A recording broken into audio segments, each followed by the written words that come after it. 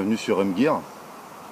Aujourd'hui on va découvrir un sac de la marque Direct Action, qui est en fait une subdivision de la marque Helicon Tex. Direct Action, c'est un peu la catégorie haut de gamme en termes de bagagerie de la marque Helicon. Aujourd'hui on va découvrir le modèle Ghost, qui est un sac présenté comme un sac 3 jours, en fait c'est un 35 litres, modulable, très bien fait, rapport qualité-prix imbattable. On va jeter un petit coup d'œil à ce sac pour une petite promenade en forêt.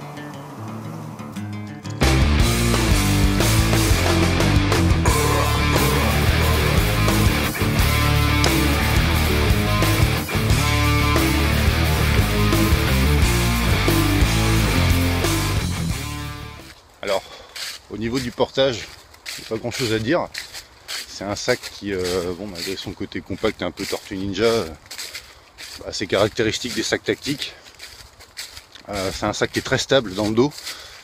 Les bretelles sont assez confortables. Bon, là il n'est pas non plus chargé à mort, mais il a un petit peu moins de 10 kg. Plutôt stable, bretelles confortables. La ceinture lombaire maintient bien le sac. Faut savoir que sur la ceinture lombaire on a un rappel de charge. Un petit détail, c'est que comme d'habitude, les sacs qui n'ont pas un dos réglable, comme c'est le cas là, sont pas conçus pour des grands gabarits. Voilà, je suis pas épais, mais je suis grand. Quand on fait plus d'1m90, les systèmes de portage sont pas vraiment optimisés au niveau du dos. Ça va plutôt convenir, ça va être parfait pour un plus petit gabarit. La ceinture lombaire permettra de mieux répartir le poids au niveau des hanches.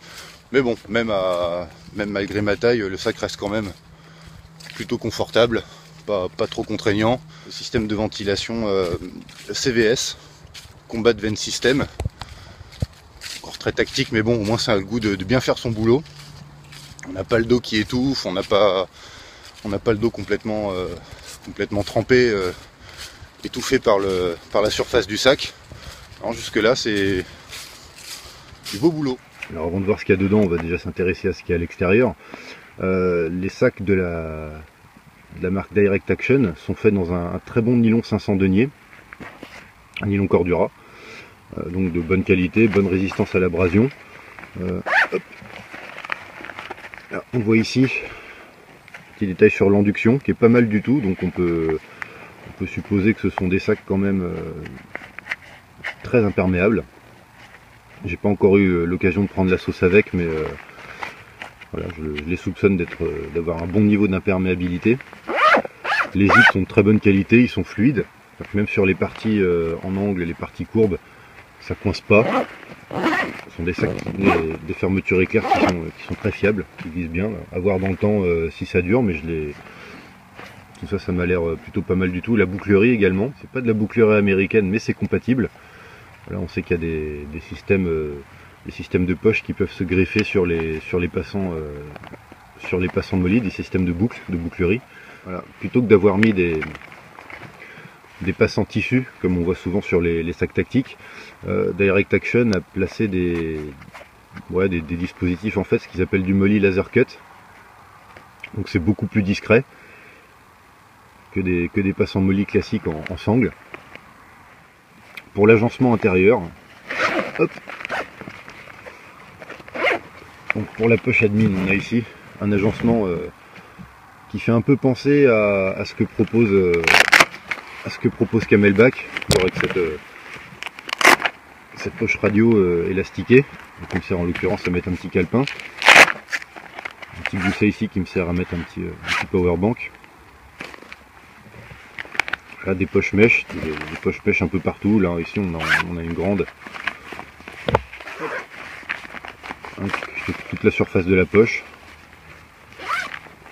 une plus petite juste là, toujours en mèche, qui me sert à mettre des câbles, voilà, des emplacements pour des stylos.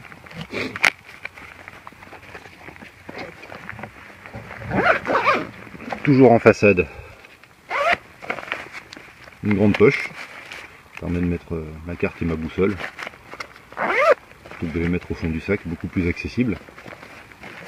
On a ici, entre la poche admin et le sac principal, on a une poche frontale de grande taille, hein.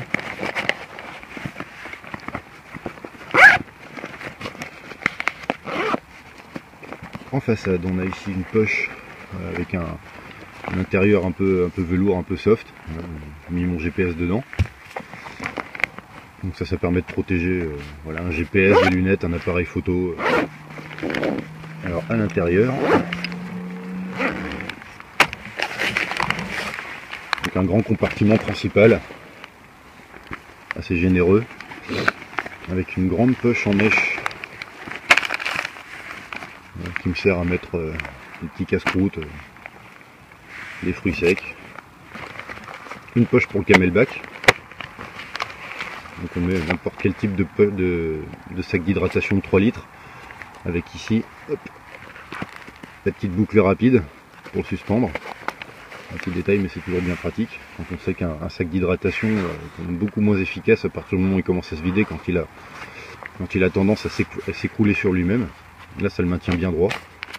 Sous la poignée on a le passant pour le tube d'hydratation. La poche, car c'est une bouteille sans problème, une bouteille format Nalgene. Hop. On peut retirer. C'est une poche à soufflet zippé. Donc on referme le zip, on rabat la poche. Et voilà, on a un compartiment qui est bien plaqué, qui sera pas, qui va pas pendouiller, qui sera bien plaqué sur le sac pour réduire l'encombrement.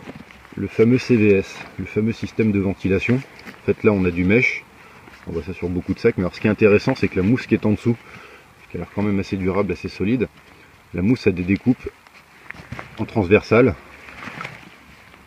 donc, qui permet de faire circuler l'air dans le système, donc ça évacue si vous voulez la chaleur et l'humidité vers les flancs et vers le haut. Et c'est vrai que le système est quand même assez efficace. Et la poche d'hydratation plus classique, voilà, dans laquelle j'ai mis pour le coup un sac d'hydratation camelback de 3 litres. Donc là avec un panneau rigide à l'intérieur qui fait très bien son boulot. Donc là même avec le sac d'hydratation plein, on n'a pas cette espèce d'effet de courbe vers l'intérieur qui rend le sac souvent assez inconfortable.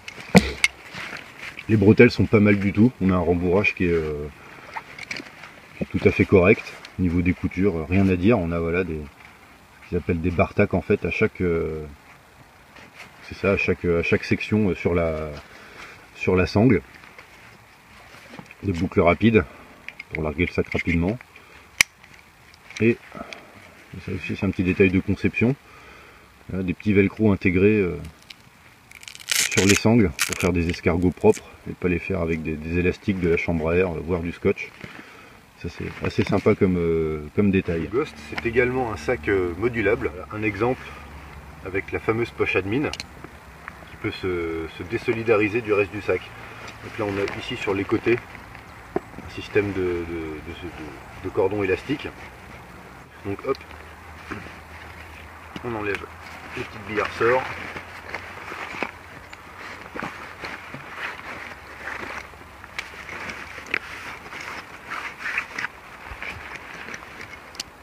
On vire les sangles. Et voilà, on a un sac déjà d'une contenance un peu réduite, un peu moins volumineux. Ça le rend un petit peu plus urbain. Et ça n'empêche pas malgré tout de replacer les cordons en croisillon.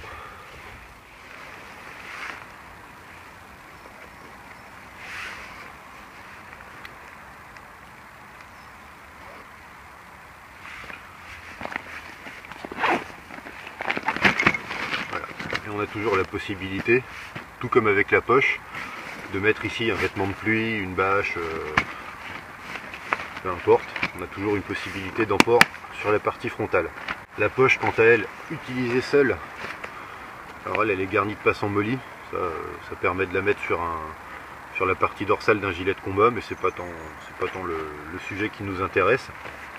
En revanche, on imagine que voilà, les bricoleurs pourront éventuellement trouver des sangles compatibles là-dessus pour porter la poche admin un peu en bandoulière.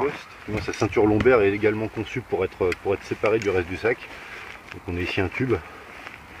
Alors on a ici les sangles de rappel de charge. Hop. Qu'on retire tout simplement. Et on a ici à l'intérieur un velcro qui tient très bien et qui permet de retirer la ceinture lombaire. Et on peut y fixer après ce qu'on veut, gourde, musette, couteau si le mode de fixation le permet. On notera ici les boucles fixées sur la ceinture qui permettent de recevoir un système de bretelles, comme un brelage en Y, très bien conçu, qui est fourni d'ailleurs. Alors pour conclure cette revue matos sur le Direct Action Ghost, on peut dire que Direct Action en général sur toute sa gamme utilise des matériaux de qualité. Ils ont un bon savoir-faire, c'est fabriqué très proprement, c'est très fiable, on peut vraiment avoir confiance dans la fabrication des sacs. Concernant le Ghost plus spécifiquement, c'est un sac qui est vraiment très bien pensé, très confortable, donc on peut bien le charger, il n'y a pas trop de problème. C'est un sac qui sera plus confortable que de nombreux sacs de marques plus prestigieuses en termes de sacs tactiques. C'est assez surprenant. Sa modularité fait que c'est un sac qui va être très polyvalent, qui va couvrir de nombreuses utilisations. On pourra l'utiliser en sac urbain sans problème, dans d'autres coloris que le multicam, évidemment, mais bon, ils ont des coloris assez intéressants, un très beau gris notamment, c'est bon à noter.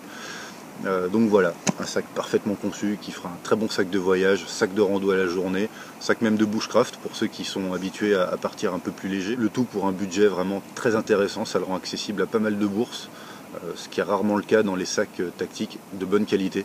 Voilà, donc là on est vraiment dans les bons sacs tactiques. Voilà, donc à la prochaine pour un autre review.